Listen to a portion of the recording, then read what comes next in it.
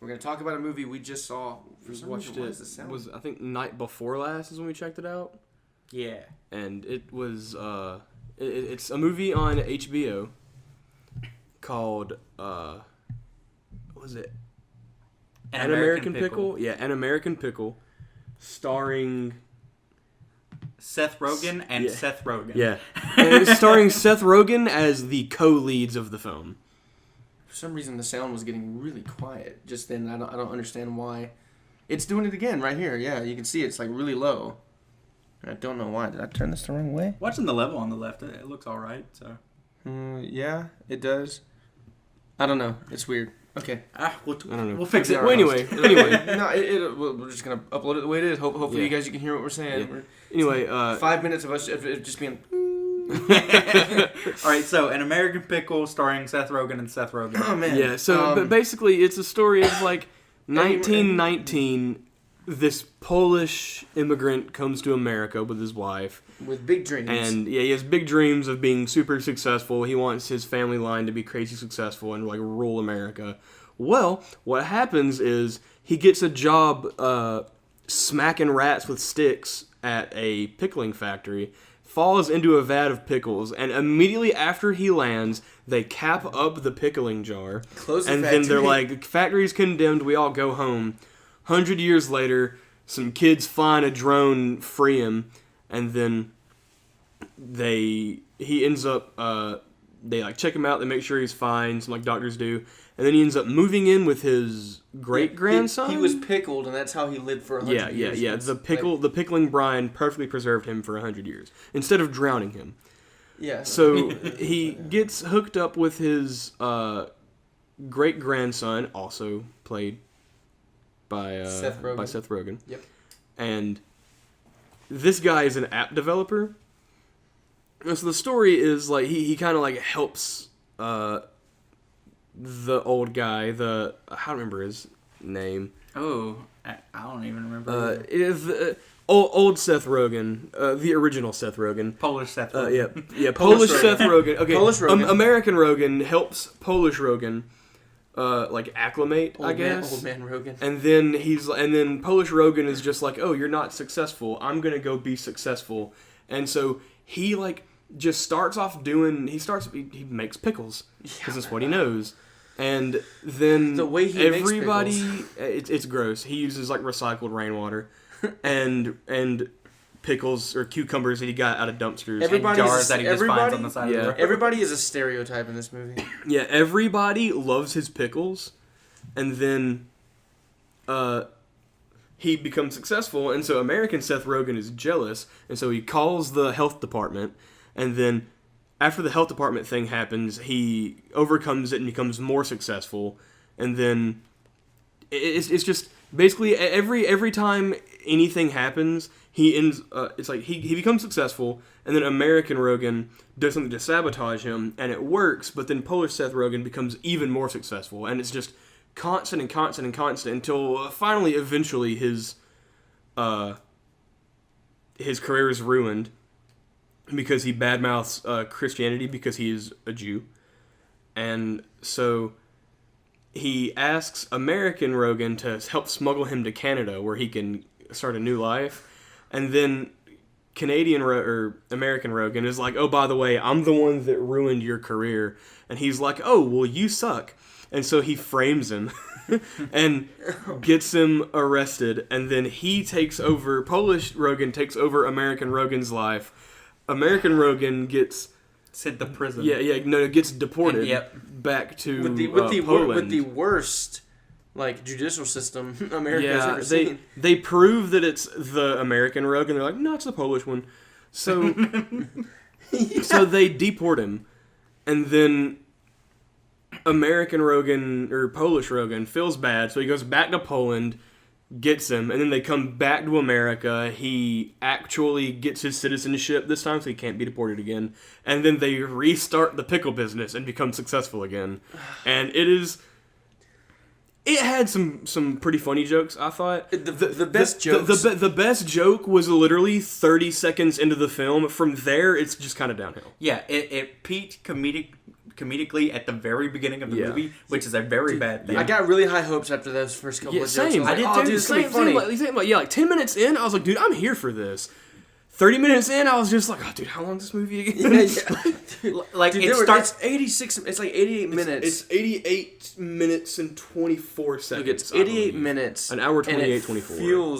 It feels like 2 hours. It dude, like, it just goes and goes. It started out on the level of, like, The Interview and ended on the level of, like, Sausage Party. I actually really like Sausage Party. I think a better one is it started on the level of... It started on the level of... what was the first one you said? The Interview. The Interview. And it ended on, like, Little Nicky. Oh, yeah. Much better Nicky, comparison. dude. I will also say, Seth Rogen, worst Polish accent I've ever heard. He didn't do great. He didn't Borderline offensive. I think that might have been the point, which is a bad point to have. Yeah. But anyway, so let's get into the. Do we want to get into the numbers? Or you want to keep talking about it? Because I mean, we're gonna be talking about it as we get into the numbers. I guess. Talk more about it. All right, we're gonna start breaking these numbers down. Addison. I'm trying to think. There was really like real talk. Only 2 characters. Oh yeah. It was Seth Rogen. It was Seth Rogen, and it was Seth Rogen talks to Seth Rogen for 88 minutes. That's what it was. Man, it was bad, dude. So the way that we do our reviews is a lot of times critics will just give their opinions on the film, and then they just give you a number rating. Mm-hmm. We like to show the process of our number being created. Okay. So we have different categories. We assign a number between 1 and 10. We do use decimals. Okay. The decimals go lowest to like 0.25. Okay. It's the lowest. It's like the most. You know what I mean by a 25th of a point. Yeah, you can't be like, I'm gonna give an 8.06. And then we take the average of all of them, and that's our score. Okay. For the film. Which real quick, IGN announced that moving forward they've changed their review scale. They will now not be offering decimals. It's just a 1 through a 10. 1, 2, 3, 4, 5, 6, 7, 8, 9, 10. That's all they'll give you. And I'm just like, dude, that's the most rookie shit I've ever heard. A game that deserves a 7.1 gets an 8 now. No. They bump that shit up. They do like round. Are we sure? Correctly. Well, I mean, yeah. I read the article. Like a game that they previously would have given a 7.2, they will now just give a 7. Okay. A game they would have given like a 7.8, they will now just give an 8. I think it's dumb. Yeah. I think it's stupid. But anyway, back to An American Pickle. So, we're gonna start off, and these are in no particular order. There's no like theme to the order that we go through this list of criteria. Lighting. Here's the deal. I don't think for a lot of these shots, some of these shots they had to use CGI because they had them in the same frame. Or maybe they did a simple frame split. But for a lot of this, it was him acting a scene and then him having to come back and do it, in a different costume. Mm-hmm. And that lighting had to stay consistent. So while I don't think the lighting was super dynamic and that it was like, there were no moments where I was like, wow, the way they have this lighting set up is just superb. I was thinking to myself constantly like, oh, wow, they had to like keep this lighting consistent. And at no point during the film did I think, oh, there's the lighting difference. Hair and makeup's a different story. But, Yeah, I'll say lighting in film is one of those things you only notice most of the time when it's really bad. So the fact that we didn't notice anything like that means it was pretty good. Or really just over, like split lighting, that kind of stuff. Or Chinatown when they have Jack step back into the shadow. Like 1917 used lighting really well. Yeah. But. So I felt the lighting was, while not dynamic, their ability to keep it consistent was very noticeable to me. Yeah. But what were you going to say, buddy? After you get that big hearty yawn. I was going to say something, but I realized it's probably better to save for a later category, so I'll save it for when we get over it. So we'll just go and give some numbers. I think I would give the lighting a 6.5. Yeah, I feel like that's a pretty fair score. I agree with that. I was thinking like 7.5. I'll meet you on a 6.75. That'll work. All right, so direction. Who directed the film?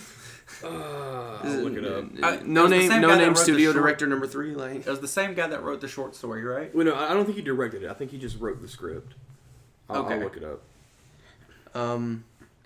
I mean, I didn't notice a lot of the direction. You know what? I will say this. It was directed by Brandon Trost, and it was written by Simon Rich. Brandon Trost, I feel like that dude did the best he could with what he had, and what he had was almost nothing. I mean, he definitely managed By the way, Polish Seth Rogen is named Herschel. An American is Ben. He definitely managed to craft a cohesive film. Technically, there were times where I was like, "What the fuck is this?" But there was no time where I was confused. Yeah, I was never confused. I was able to keep up. Past the pickle brine didn't drown him, I wasn't confused. Yeah, you just kind of have to suspend your disbelief. Yeah, it's very hard to suspend that disbelief. Honestly, you might say I didn't suspend that disbelief. Yeah, it's impossible. If we're saying like 5 is true average, I'd probably just give it a 5. For me, average is like 5 to 6. 5 to 6, maybe 6.5. Okay, then in that case, I'd probably give it a 6. Man, I will. I go 5.75 personally. Let's just meet at 5.5 then, because I was gonna give it a lot lower than that. So okay, 5.5. He did an average job. Writing, dude, I give it like a 2. Yeah, like 2 sounds good. Yeah, we've already gone over the plot, general plot, but like the dialogue wasn't even that great. Getting a little more into the nitty gritty of the writing, like you said, dialogue not wonderful. Everybody is a stereotype. Everybody, everyone. Not a single person was not a stereotype. There's the stereotypical Polish guy, the stereotypical vegan New York. Hipster New York hipster millennial, the stereotypical gay couple, the stereotypical vegan, yeah, the stereotypical college kid who just wants to get a job, credit, like the stereotypical judge, stereotypical lawyer, stereotypical. Yeah. I mean, everything was a stereotype, and like the movie had a meaning, like it had like this hidden message, but it was not hidden with subtlety at all. Like I do have a separate category for that specifically. Okay. Writing like a 2, not good. 2, yeah. 2 sounds good. Cinematography, I mean, it was. I feel. Go ahead. Okay, so I said the same thing I said the other night. It was passable, but uninspired. Uninspired was the word I used. It was passable, but uninspired. I feel the same way I feel about it as I do about the lighting. Not dynamic, uninspired, but they managed to blend together the same actor pretty seamlessly with the cinematography. Yeah, there were times we'll get into later. Actually, I guess cinematography would be a good time to get into it. Maybe. Fuck it. I'm just go ahead and talk about it. There are a couple over-the-shoulder scenes, and there's like a couple scenes where the two characters embrace one another, and so you got to pick which one it is. And at no point in the film did the stand-in look like the character it's supposed to be. The stand-in for me looked like John C. Reilly from behind. Yeah, like either him. At no point did it actually look like it was supposed to be that character. It either looked like him or Danny McBride from behind. Yeah, the stand-in for Herschel had a completely different beard, and I'm not even sure it was real. Color. And a completely different color. Yeah. But I think that's inherent makeup. Cinematography, I think, again, passable, uninspired. There was nothing original about but it is they've shot it well to blend into the same actor playing two different characters. Mm-hmm. Yeah, they did that excellently. So except for the shoulders. Again, I would, but I don't think that's because of the camera though. Yeah. What would you give it then, Chris? I give it the same score. I gave the lighting a 6.5. I give it the same score. I think that's fair. That seems fair. Yeah. That's what I gave it though. What we gave it was a 6.75. 6.5 sounds about right. Yeah. Sounds good to me. Pacing. It's bad. Yeah, really bad. Yeah, the pacing was. I think the pacing was better than the writing, but that's not saying much. I don't feel like there's much to say about the pacing other than that, like, it was a 88-minute movie that felt like a 2-hour movie. Yeah, for real. Again, checking my phone to see what time it was. There was a whole lot of not things happening. Yeah. We talked about the pacing in Dune being too fast. Yeah. The Dune I think, felt like a quicker film It did. than this one. It did, for sure. And Dune was like 2 hours and 13 minutes, something like that. No, the pacing was pretty It was like 2 hours 40 something. bad. Wasn't it like? No, it was not. It was like 2:15. I Oh don't shit! remember. So what would you give it, like a 3? I gave it a 3. What do you think, Luke? You're nodding your head. Yeah, 3 sounds about right. Yeah. All right. Next is editing. Again, the same, same as before with the cinematography and the lighting, uninspired, but it did a good job of like blending in together the two actors, or the same actor playing two different characters. Yeah, they edited around that quite well. Yeah, now I'll say, like, a lot of, like, the really awkward pauses and dialogue will come from editing, and I didn't notice too many of those either. Yeah, True. Again, though, editing has a lot to do with pace. Mm-hmm. And the pacing was really bad. And I don't think it was just the writing. I think some of the editing, there were times when scenes just kind of went on a little too long. And by that, I don't mean the entire scene went on too long, or there was ways to cut it down. Mm-hmm. Like there were multiple spots in the scene where you could have trimmed that and it would have made it quicker. Yeah. Not like the whole scene was written to be too long. But they couldn't trim all that fat, because if they trimmed all that fat, it wouldn't be a feature-length film. It's very clearly a feature-length adaptation of a short film. Very clearly. So what do you think for the editing then? I was thinking maybe a 4. Yeah. A 4? Oh, okay. Sure. Guys, Luke, I mentioned this to you the other day. Mm-hmm. We keep reviewing bad films. We do. Not necessarily on purpose. But yeah, we keep reviewing bad movies. I don't know what we're going to review for next week, but we got to do a good one. Well, the thing is, like, when you review a good movie, everybody knows it's a good movie, right? But when you review a bad movie, everybody's like, "Well, how bad is it?" Yeah, well, let me tell you. But the thing is, we're not like picking bad movies to review. We're picking films, watching them, and then reviewing them. We just keep getting bad movies. And I don't want us to just pick a film we know is good. I want us to watch something and then review it neutrally. Mm-hmm. And it's hard to do that when we keep getting bad movies. And I'm like, I'm going to start going into these films like, is this one going to be shitty too? Like, cynical, But it'll get better. Oh, man. We just got to believe. Got to believe it and achieve it. Right, do we have any more sections? Oh, we do. Oh, yeah. Okay. Oh, yeah. We have 4 more. All right, let's go. Sound. I mean, I think it definitely wasn't bad. It's alright. Yeah, I mean, it's alright. Average. I mean, is there a separate category for like soundtrack? No, we don't really do the sound. Okay, unless there's a soundtrack that absolutely stands out to us and it has to be mentioned, whether it's absolutely terrible or absolutely great. Then lumping in the soundtrack with sound, like the music again was just not great. And it wasn't bad, but it wasn't great. At least you could hear what the actors were saying. Yeah, like it. Never once was I like straining to hear anything. Yeah, so that alone, big deal. 6. Yeah, we included the soundtrack for Hamilton when we reviewed that one. Of Well, course. you kind of have to. Yeah. But sound, so 6? Okay, Yeah. I can do a 6. Yeah, 6 Again, is fair. this film's just very mediocre. Like, it's It is, not yeah. awful. Like, it's not bad, it's just like... I mean, no, it's bad, but it's not like... It's just mediocre. Acting, hokey as fuck. Okay. I mean, it's Seth Rogen. Yeah, Seth but Rogen. Seth Rogen can give a good performance. Yeah, But have you seen This Is the Steve? Have End? you seen Steve Jobs? Yeah. Played Steve. I've seen that Steve scene. He played Woz. Steve Wozniak. Steve Wozniak. He played Woz. Killed it. It's a great performance. He can give a good performance. I was very disappointed with the lack of.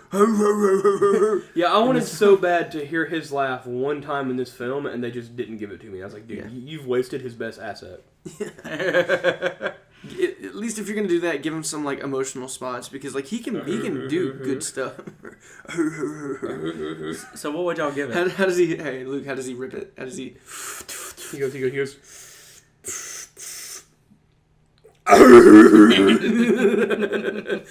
so acting, I meant like 3. It was not a good performance. Yeah, I wouldn't have gave it a 3. I give it like a 3.75 personally. I was gonna say 4, but you want to meet in those say 3.5? I'll do 3.75. How about that? All right. because I was going to say 3.5, so I'll meet that. The meaning behind the story. I don't know what it was. Don't I'll be honest mean with to you. the elderly Polish guys. Don't be mean. Like, don't family first. Yeah. I was going to say don't shun family. Don't shun family. Respect the wisdom of people that are older than you, stuff like that. It's work like, hard. Don't work cheap. Work hard. Yeah. It's like, how profound is that meaning, and how well does the film execute it? Don't be afraid to take risks. Okay, real quick. One thing that we didn't talk about that we have to talk about. The name of Ben, as we now know, Ben Greenbaum, the app he's developing is called BoopBop. Yeah. BoopBop. And then Herschel shit talks the whole film until at the end he goes through some of his stuff and he finds a drawing that Ben did as a kid of him and his parents, who have been dead for 5 years now. He died in the fire with his parents. And basically, on the drawing, the dad is Boop and the mom is Bop, and he's like, oh, that's why it's Boop Bop. And I'm like, wow, that's really fucking stupid. Yeah, that was dumb. That's so dumb. Yeah, what do you call your mom and dad? Mom, dad. Yeah, mom and dad. Maybe mommy, daddy when I was like young. Yeah. Maybe mama. Like mom, pa, I guess, if that's, if you're old school. But like Mother. Mama, I'm coming Female home. parental figure. Assistance is required. Surrogate, I need your Oh assistance. my god. Person who conceived and birthed me. I require your assistance. Hey, wide load, get over here. I'm sorry. Wow. No, Mom, if you're listening, I love you. don't take that the wrong way.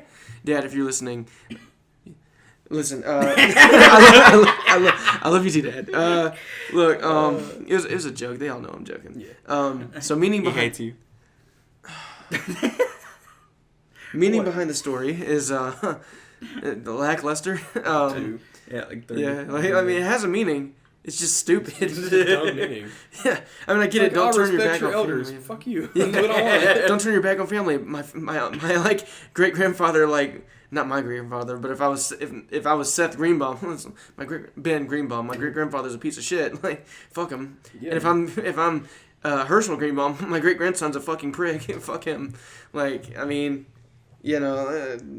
We said 2. I give it 2. 2 sounds good. All right. Hair and makeup. Again, not good. Not good. Yeah, Like, it was, I thought when the film was like monochrome color, I'm not monochrome. At the beginning. At the beginning, is that what is it? Monotone. Yeah. Monotone color. Is basically black and white, but had the almost it was gray. yeah. Yeah. Grainy. The beard looked good. I was like, oh, he was Lighthouse. He looks pretty good. And Outfits then look good. yeah, I thought everything looked pretty good for a little bit there, and then we're he gets watching pickled. the movie and. Oh, by the way, his dream is not to create a successful pickle empire. His dream, his end goal is to drink seltzer water. Which he does almost immediately once the thing, yeah. Yeah. Yeah. Once he gets pickled and then wakes up, Ben takes him home and is like, you want some seltzer water? And he's just like, oh my god. So, the thing, we were talking about how the entire movie is stereotypes. Ben Greenbaum looked like a 40-year-old trying to play a millennial. Mm-hmm. The gay couple was very obviously gay. Mm-hmm. From the moment you looked at them, it's like they tried to make them look as effeminate as possible. Mm-hmm. And it was bad. What culturally insensitive stereotype? I don't see a culturally insensitive stereotype. Fuck off.